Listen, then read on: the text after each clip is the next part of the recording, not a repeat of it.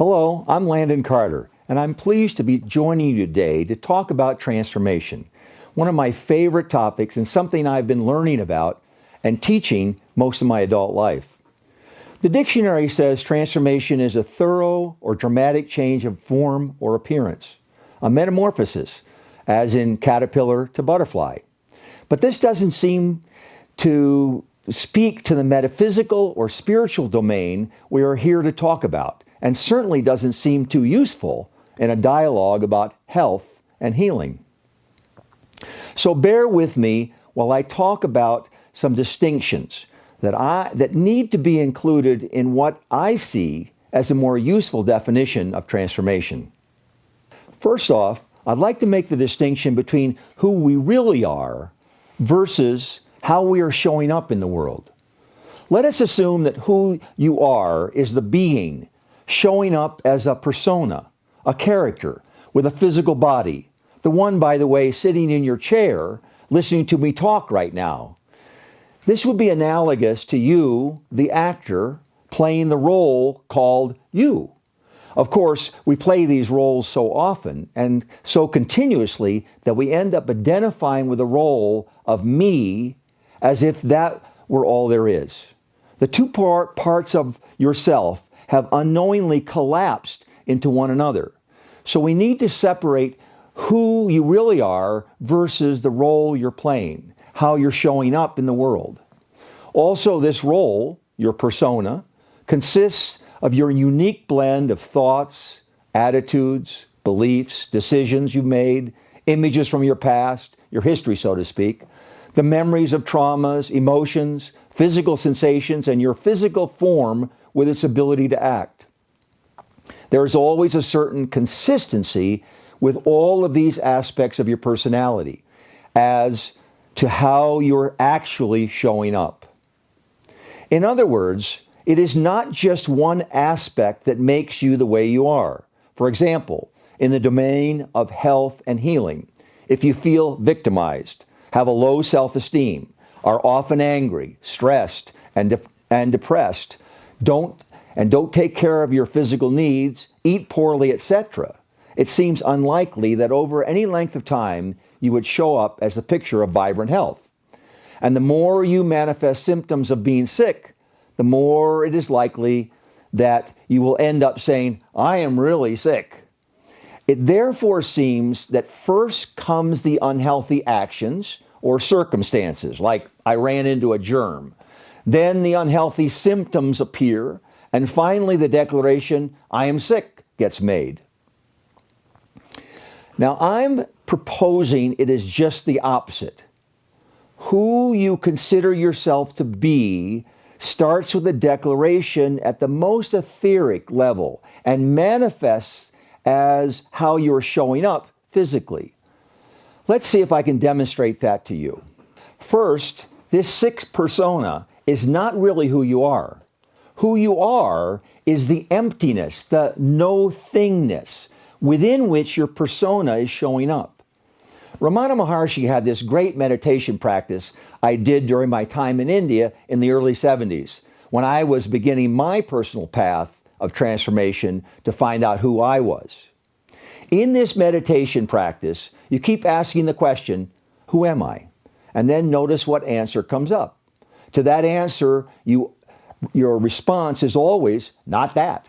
You keep asking, who am I? And responding, not that, not that, not that, until there is nothing left except the eternal, unchanging, awake presence of yourself. So it is possible to have a direct experience of your true self, and this self is not sick. Only the character you are playing in the grand play we are in can be sick. So another assumption I am making is that the basic nature of your persona, the essence of how you are showing up, is a function of you as a being declaring something. Probably not "I am sick," but something that leads to being sick. And that is, the "I am" declaration starts the ball rolling in the manifestation of your personality. This is the who you are considering yourself to be. from which flows what you do, think, feel, believe, and ultimately the physical manifestation that you have. Let me put this conversation to a slightly different paradigm, that of context and content. The declaration creates the context, and the context allows for or creates the content. Just as you can't grow flowers in barren soil with no sunlight or water, the environment being the context and the flowers being the content, it is impossible to have a totally well body if the basic context or the basic declaration of who you are, being, doesn't support it. There are two core declarations that I think are endemic to our Western society and may be at the root cause of why there are so many of us that are sick in our country. The first is the declaration of, I am separate. Now, I postulate that almost every one of us started our lives with this declaration. We picked it up in the story or the conversation or the beliefs of the society into which we were born. This, I am separate, creates a spiritual emptiness, a loneliness, a desperation to connect with others. And let's say that in order to fill this emptiness, you eat a lot. You get fat. You feel badly about yourself because you're fat. Further reinforcing, of course, your low self-esteem. You don't exercise because what the heck, what's the use? And you eat junk food, and you end up being sick with diabetes and many other sick symptoms. And of course, you get lots of agreement from doctors and friends that you really are sick. I maintain that it is virtually impossible to get over this sickness without transforming your way of being from I am separate to I am one with all that is. Of course, we are so entrained to the separateness. I am separate from the you, separate from the world, that it takes some practices to more and more move into this sense of peace and security and connection that eliminates the spiritual emptiness and becomes the foundation for vibrant health. Another example of a core declaration is, I am not okay. This not okayness has many variations. Not good enough, flawed, unlovable, invisible, I don't count, I'm not valuable, etc. This declaration at the core of your personality will produce a desperation to prove just the opposite. I am okay. Hey, look at all I've accomplished. Look at all the people I helped. Look how good I am, etc. But since the underlying declaration or belief about yourself is that I am not okay, there is no lasting satisfaction in the accomplishments. So there's a continual pressure to prove yourself in the outside world. Not only do you not get what you really are after, the satisfaction, but there is constant stress in your life. Now, how many diseases and how are now seen to be stress related? So once again, only by transforming the context, by changing the declaration from I am not okay to I am okay, and really living from that state of beingness, will the root cause of the stress and therefore the manifested symptoms go away. So transformation, as defined in the dictionary, a thorough or dramatic change of form or appearance, a metamorphosis, as in caterpillar to butterfly, must include the whole notion of a conscious self, creating a new way of showing up, a new persona, through the use of declaration. Of course, in the beginning was the Word, which then manifests in the realms of actions or doingness and results or havingness. In our example, it would be from being sick, I am sick, to being healthy, and going from having a sick body to having a healthy body. There is a problem in that two things cannot occupy the same space in the same unit of time. And our old sick body is certainly occupying space. So as part of transformation, you have to disappear or totally let go of the old way of being, doing, and having, and create empty space. And into that empty space, you will be able to create a new way of being that will manifest accordingly. It is kind of like having an old building on a piece of property. And you have this great idea of having a new building, but you're all excited about the new building. But you can't start building the new until you eliminate the old. This brings us to why change often doesn't work. You could put a new facade on the old building, but basically you still have the old building pretending to be new. This is why the research indicates that when people get cosmetic surgery to supposedly make themselves feel better about themselves, it doesn't work. Their basic lack of self-esteem never got transformed. In the realm of sickness and health, we see it all the time, in that people take drugs to eliminate some symptom and end up having worse side effects, or the sickness just migrates to somewhere else. They didn't change all the aspects that make up the total package of who they are manifesting, and are only dealing with the physical as if that were the only aspect that is sick. So in order to transform, you need to observe from your neutral, formless self all the aspects of what it is for you to be sick.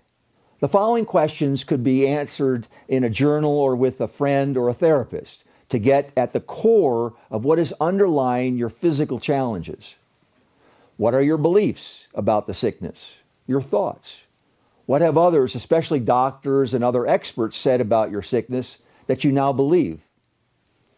Is your attitude one of helplessness, or your mood one of resignation? What are your emotions and feelings? Sadness, hurt, invalidation, anger? Also observe all the related body sensations, and finally your actions and non-actions, what you eat, the amount of exercise, etc. And if this sickness is a recurring pattern for you, what happened in the past? What decisions did you make? Is there any way that being sick serves you, makes you feel safe? In other words, are there any advantages to being sick, like getting attention or love? All of these aspects, the total package, need to be observed and then let go of, which creates the emptiness, the space into which you can create, I am connected, I am okay, I am healthy. Only from that emptiness do you have a real choice. Only from that empty space do you have the power to create a new reality, a new I am creation of your person or of your persona. If you can actually look at time, you will notice that you really only have one choice, and that is, how are you showing up in any moment of now? Who are you being now? So transformation is ultimately a shift in one's way of being, and everything flows from there. You will start having healthy thoughts, do healthy behaviors, attract healthy alternatives, learn about procedures you never even noticed before. But there seems to be some work to do. You have to do it in time to clear away the old behaviors and replace them with new ones. And of course, the physical manifestation of your body seems to take time. So, to make the shift. After all, it didn't suddenly become sick, but sickness has been building over time, perhaps all your lifetime. I've been working with these ideas and practices for more than 40 years, since I went to India as a confused 28-year-old in 1971. In 2004, I wrote the book, Living Awake, to make sure I passed on to my children what I thought was important for them to know.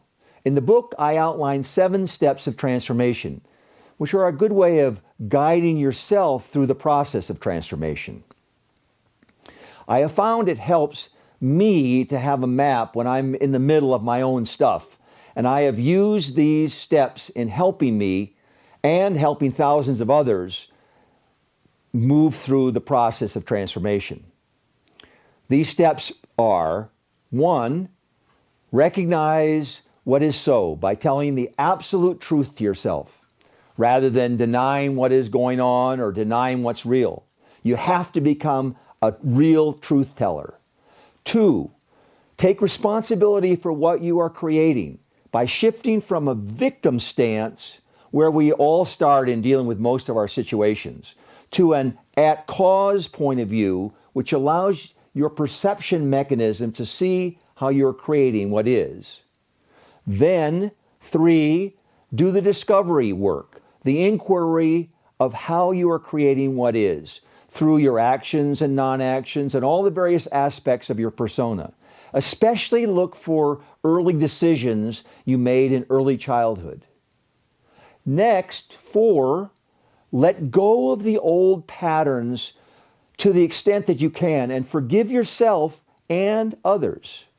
Now you've let it go and you're ready to 5, declare a new way of being, because you've cleared away the old to make space or emptiness for the new. 6, consciously practice. You got to practice the new way of being, getting feedback from others as to its effectiveness and making corrections, etc. And finally, 7, you will be a master of the new way of being, and you'll not have to practice it anymore, as it will be fully integrated into your new persona in the world. I've taken transformation into many aspects of my life, and I especially want to just share for a moment about my relationship with my wife, Diane. We're using the exact same process, and it's been dealing with many of the things that came up for me, my own fears, my insecurities, my I'm not good enough. And we wrote a book called Falling in Love Backwards, because in the beginning, Diane wasn't it, and I was kind of holding back. And the book is our story of how we got through those difficult times, and created the second part of the title, which is an unlikely tale of happily ever after. I've also written a book called The Awakened Relationship, which is kind of our how-to book for taking these principles and practices of transformation into the relationship domain. You can get a more in-depth discussion of transformation by reading my book, Living Awake, which is available on Amazon, or you can order it from your local bookstore. Also, the other 2 books I mentioned are also available. I am also more than welcome questions on this material, and please visit me on my website, landoncarter.com. I would look forward to any inquiries that you have, or any way that we can interact in the future.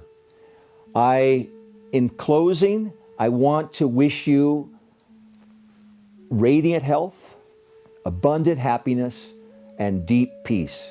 All the best, and thank you.